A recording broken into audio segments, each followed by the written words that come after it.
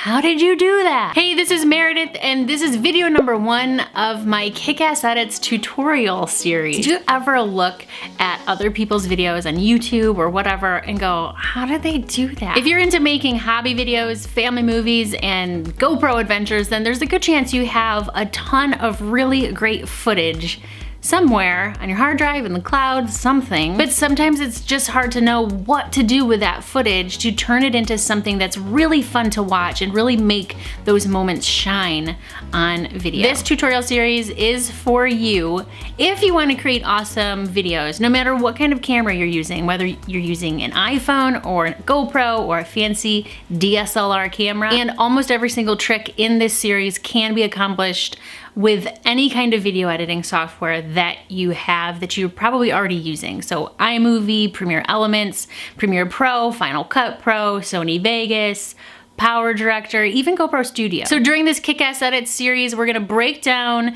some of the editing styles of our favorite YouTubers so that we can achieve the same results in our videos. And then your friends and family will be saying, how did you do that? Does that sound good? Oh, and if you want to dive deeper into ass-kicking video editing, gosh, that sounds so brutal. Stay tuned for the freebie at the end of this video. I created a printable quick reference for you. So today the topic is time-lapse tricks. Now, hopefully you know what a time-lapse is. It's a technique that has become very popular in films and television series, TV shows, as well as with regular everyday YouTubers and video creators like you and me. Casey Neistat is a YouTuber who comes to mind when I think of time lapses because he uses them in like almost every single one of his videos in his like title opener.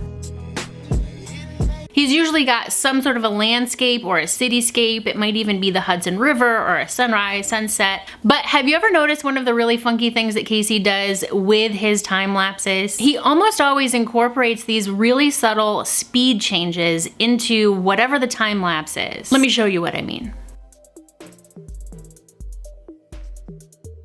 And sometimes it's just straight up video, not even a time lapse, but still the speed changes along with the music a lot of times. It makes a clip that's really just a mere few seconds long into something that is more captivating and catchy. So let's hit the editor here and break down exactly what we need to do when we're editing to accomplish the same effect in our time lapses. Okay, so I have Premiere Elements open here on my Mac, but this is a trick that you can do in I think any video editor, as long as you can cut or split your clips and adjust the speed of your clips. I can't think of any video editors that I know of where you can't do that.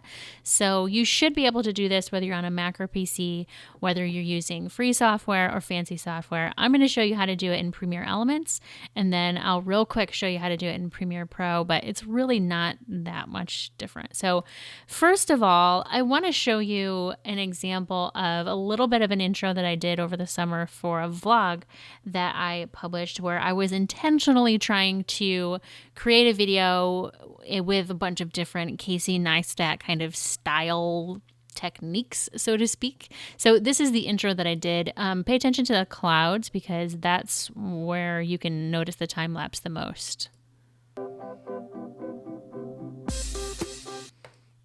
So it's really short, of course, but you can tell that right here where the music changes, you can see those waveforms. Right where that music changes from being kind of ambient to then having a beat, that is where I changed the speed of that time lapse. So if I scrub through here, slow time lapse, slow, slow, slow, slow, slow, slow, and then fast. So I do have a soccer time lapse over here. There's really nothing exciting going on at all. It's literally like 5 and 6 year olds playing soccer. I was hoping to get some nice cloud and sunset action, but the clouds, it just wasn't very cloudy that day. So this is what I got. So this is what I have to work with. And I laid down a little bit of music here and I trimmed it up because it has kind of a long intro. And right here is where the music changes and transitions from being kind of an intro beat to being a little bit louder and a little bit more kind of action oriented, I guess. So I trimmed that up there. So this is kind of what it looks like with music right now without any speed changes.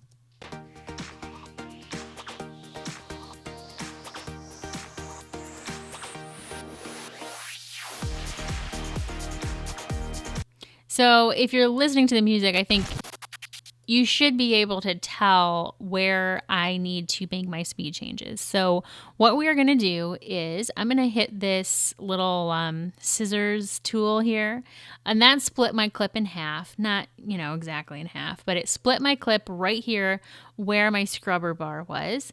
So this left-hand clip over here, I'm going to leave that just like it is. I'm not going to play with the speed at all. I think it works really well like that. But it's this right-hand side one that we need to speed up a little bit. And I actually, before I do that, I need to trim.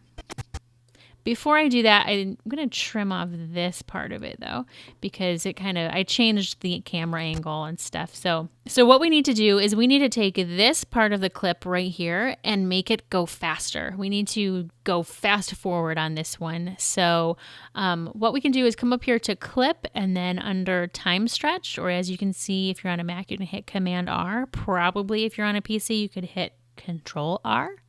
And it gives us this time stretch option here. It's at speed 100%. It tells us that it's 11 seconds long. We do have an option of reversing the speed, which means it would play backwards. And if this was a video, then we could check this box to maintain the audio pitch so that it doesn't do that whole like squeaky Alvin and the Chipmunks kind of a voice. But we don't have to worry about that because this is just a time lapse. So let's take our speed and bring it up to 400%. So you can see that takes it from 11 seconds to 2 seconds. And when I do that, you can visually see that clip get shorter, and it's because you're condensing the speed there. So let's take a look.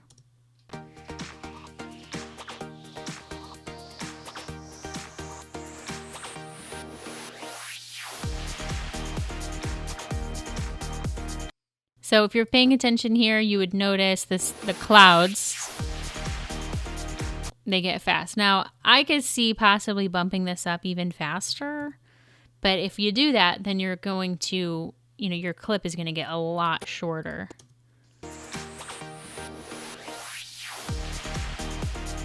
So that's how we can change our speed subtly.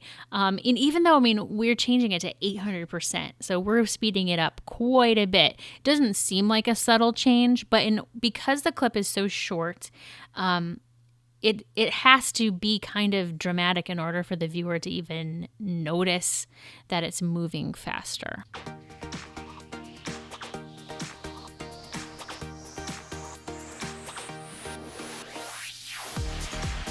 So I guess what I'm saying is it's subtle to the viewer. The speed changes are subtle to the viewer, but they're not exactly subtle when you're editing, because 800% increase in speed is quite a lot. Now over here in Premiere Pro, it's basically the same exact concept. I have my music down. I've already trimmed that. I have the time lapse down, and you can see here in the waveforms, I can see right where I need to change it. I'm going to change it right there. So I'm going to split my clip. I do Command K. I'm going to split my clip there. And then this is the one that we need to adjust that speed. So what I can actually do here, I could do, well, let me show you. You could right click and hit speed duration, and you have the same almost identical window as you do in Premiere Elements, where you could punch in 800% there if you wanted to. But I'm not going to do that. I want to show you another little trick here. In Premiere Pro, there's the rate stretch tool. If you just hit R, you can actually take this and literally like stretch it yourself, or in this case, condense it. You can go the other way and slow it down, but we're speeding things up. So that's how it works in Premiere Pro. I like that depending on what footage you have and what, if this is your intro, if you're transitioning to something else, or, depending on what you have for your music, you can kind of make especially with a time lapse, you can kind of make your speed kind of fit where it needs to fit, especially if you're using this rate stretch tool, and then you are, instead of trimming your clips like you would be, normally, you're just stretching the time a little bit, or condensing the time a little bit. So that's how you would make that subtle speed adjustment in Premiere Pro and Premiere Elements and pretty much any other video editing software out there. So if you have some time-lapse footage on your hard drive, go ahead and just tweak it up a little bit and kind of kick that time-lapse up to the next level with those subtle speed changes. But if you're curious what the best settings are for shooting your time-lapse in all kinds of different situations, like sunrise, sunset, clouds in the sky, cityscapes, driving in your car, or even just raking leaves or cleaning out your garage, I have a printable quick reference guide, a one-page thing with some recommended time-lapse settings for various, common situations, plus some other info that's good to keep handy when you're shooting a time-lapse. If you're into that, let me know at vidpromom.com/time-lapse settings, and then I'll send it directly to your inbox. And I'll also hook you up with the rest of the kick-ass editing tutorials in this series. And I'll also link to that below. But before you go, tell me in the comments, what are some of your favorite situations to shoot a time-lapse in? That way I can add them to my quick reference guide, and it will help out other people as well. Oh, and hit that thumbs up button and hit subscribe if you want to hear from me again in the future. Thanks, bye.